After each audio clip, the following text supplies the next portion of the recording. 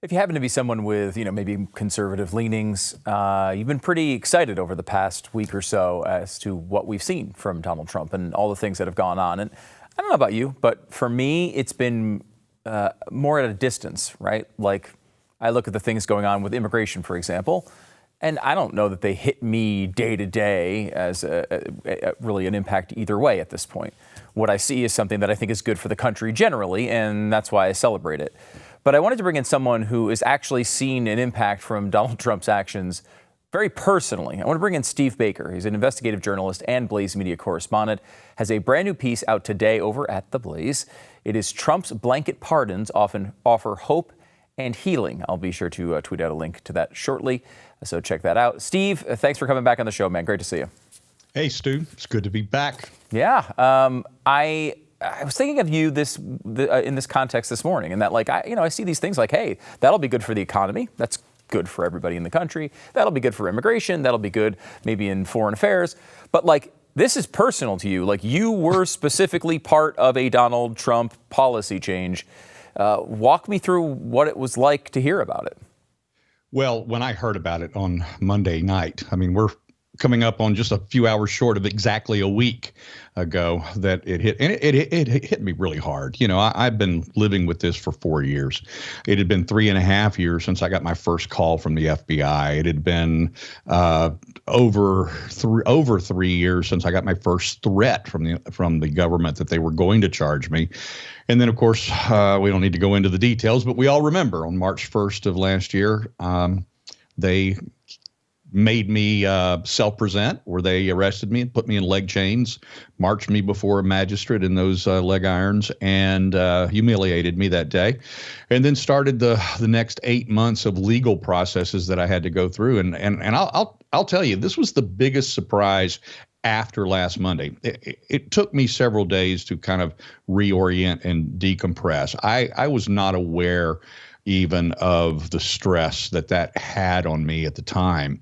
And so the first thing that happened was the announcement from the president. The second thing that happened was actually getting the letter of my case dismissal with prejudice. Now, that ultimately is better than a pardon, basically because of the timing of my situation, because of the legal maneuverings we made and decisions that we made along the way, and the fact that I had submitted my guilty pleas after the election, banking on, rolling the dice that Trump would keep his promise with those pardons, that because my sentencing hearing was not until March of this year, I was caught in this nexus, which meant by federal law that even though I had pled guilty, or even if I had been convicted by a jury, you're technically and legally not guilty until you are sentenced. Federal judges do not file the sentencing and conviction notification to the government until after sentencing. So technically, this all went away. So I didn't get a pardon. I got a case dismissal because I had not been technically convicted yet. So it's like this 4 years that I went through never happened. Except that it did. But as I was saying, is that I didn't realize the stress and the emotional impact daily that this was having on me until after Wednesday evening, and Judge Christopher Cooper, my judge, signed the motion acknowledging the dismissal of my case with prejudice, which means they can never bring that back on me again. That's all that term means. And consequently, I drove straight that evening over to my friend's house, who was holding all my guns for me in his gun safe. I reacquired my weapons, brought them home. And then this weekend, I made a trip, treated myself to a weekend getaway at one of my favorite cigar locations here. And I got to drive without notifying my pretrial service officer of where I was traveling to. And so I was able to actually write this weekend, Stu, in a way that I've not been able to write for the last 10 months.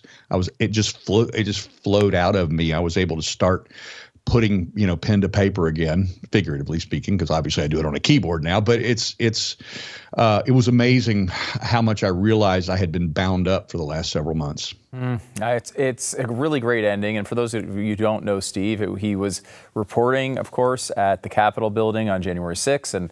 And we've seen all the video. I mean, despite what is technically a guilty plea, you did absolutely nothing wrong while you were there. It's all on video. And for this to happen in this way is certainly justice, and that's really, really exciting. And I think something that not only frees you up, Steve, but also frees up a lot of other people. Now, there's a mixture of people. We've talked about this before, who were involved in the January 6th thing. I mean, I think it's ridiculous to even call you involved. All you did was walk in the building and report, like many other reporters did. Some other people were in there protesting. Some people were in there, they call it parading. They like to use that term. You also had people who had sort of violent acts against police officers in different contexts. What is your feeling? You wrote about the blanket pardons. That was basically he just let everybody either commuted their sentences or pardoned them, or in your case, dismissed with prejudice. What are your feelings on that approach? Was that the right approach by President Trump? It was exactly the right approach, and it shocked me that he went that way. That's what I had been advocating for. In fact, I had changed my position in the months leading up to this taking place. I had originally been for pardons for all the nonviolent misdemeanor defendants, and even many of the felony defendants were also nonviolent, but their felony charges had nothing to do with violence. And so I was absolutely in favor of that, but I had been hesitant to give my, acknowledgement or my, acquiescence to the idea of the violent felony defendants being pardoned until it began to set in on me. And this is something that I just needed to get there, not intellectually, I needed to get there emotionally, because intellectually, as closely as I followed all these trials, and I'm talking about from individuals like myself who got the 4 basic misdemeanors, the accidental tourists, as I like to call them, to the most egregious behaviors of people there that day that did assault law enforcement officers. Even in their cases, Stu, these guys had their due process rights, absolutely trampled upon by this, the Biden Department of Justice. They had so many of their civil liberties just ripped away from them during this process. Some of these guys were subjected to literal torture, and this is not an exaggeration. I have mainstream journalist colleagues of mine who acknowledge that to me when we're having a beer together in D.C., but they won't acknowledge it in their own publications because they're not allowed to. But we know this. Those of us that followed these trials closely know that this took place. And without exception, every one of those colleagues will acknowledge to me off the record that the Department of Justice went way too far, that the overreach was absolutely reprehensible, and that the sentencing by the judges was also far, far, far and away over the top compared to the crimes and compared to the examples of the left-wing rioters and protesters from 2017 and from 2020 who had their charges dropped, dismissed, were acquitted by D.C. juries for far more violent crimes in some cases than January 6ers committed themselves. It's an incredible thing to go through, I'm sure. One thing that was interesting reading your piece, which is great, and people should definitely check it out. It's called Trump's Blanket Pardons Offer Hope and Healing on theblaze.com. Was I didn't realize, Steve, the first inkling of this really happening to you happened when you were sort of almost like in the interview process to come work here at the Blaze. Can you tell people that part of the story and what happened when these charges started peeping their heads out? Yeah, I had already been working on January 6th investigations long before I came to the Blaze. I was doing this as an independent journalist. I had already published, through my blog, stories that had been picked up by other major media and even Tucker Carlson related to the Capitol Police and related to the malfeasance and the perjuries by police in trials, that sort of thing. And it was because of that work that the Blaze Blaze became interested in me and wanted me to possibly come over and bring that work here. And so what ended up happening is the brand new editor-in-chief at the time, and this was back in the summer of 23, Matt Peterson, he gave me a call one day and just, really shocked me. He just said, hey, look, we've been following your stuff. He said, every time I call somebody in D.C. and say, look, I'm looking to bringing an investigative journalist on board. And he said, everybody I speak to says, you need to talk to this guy, Steve Baker. That was a big compliment, a big honor to hear something like that. But we entered, talks about that for a few weeks. And then finally we came to a number, and I was just going to be a contributor at that time, not a full-time staffer with the Blaze. But at that moment when we had right as we had come to the agreement, we had not executed a contract yet. And then suddenly I get this grand jury subpoena.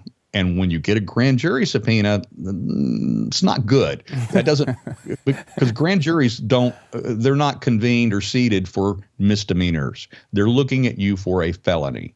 And I'm telling you, we had not heard from the Department of Justice in 20 months before that surprise subpoena came around. So I was completely shocked. I was stunned by that. I was frightened, to be perfectly honest. And then I'm thinking, okay, well, I've got this, I've got this offer from the Blaze, and I completely understand, like any other corporation would do, they're going to take it away from me now, and they're going to say, oh, I'm going to get a call from Matt, and he's going to say, man, we love you, we love your work, and when you get past all these legal problems, give us a call, and hopefully we'll have still have a place for you. Well, I didn't call Matt and tell him that this happened. I just decided to announce it publicly and let the chips fall where they may. So I tweeted it out on Monday morning that I was back, in the target sites of the DOJ. And Matt called about an hour later, and I'm thinking, okay, well, here's the Dear John call, and he got me on the phone and he chuckled. It was like a nervous laugh. He's like, hey, so looks like I need to get you a contract right away, don't I? And wow. Stu, tears just erupted from me because, companies don't do that. And that was exactly how the Blaze handled it. And he had me a contract by that afternoon. And by Wednesday of that week, I was on with Glenn for the first time as a contributor to the Blaze. And then, as the story went forward, it happened again when they actually announced to me in December of 23 that, in fact, they were going to file charges and that I was going to have to present myself for arrest. Within a couple of days of that happening, I get another call from Peterson, and he says, oh, by the way, now we have decided we want to make you a full-time correspondent with full benefit package with the Blaze. And I just, again, tears. And I, as I said in my article, I'm like, who are these people? You should go out and commit, massive fraud or murder someone. You'll probably become president of the company. I was thinking about mail fraud or something along that line, and see if I can get the CEO position. Sorry, Tyler. Steve, let me ask you one more because we're running a little late here, so we have 30 seconds to a minute for this. But to me, it seems like you have two different paths to go from here.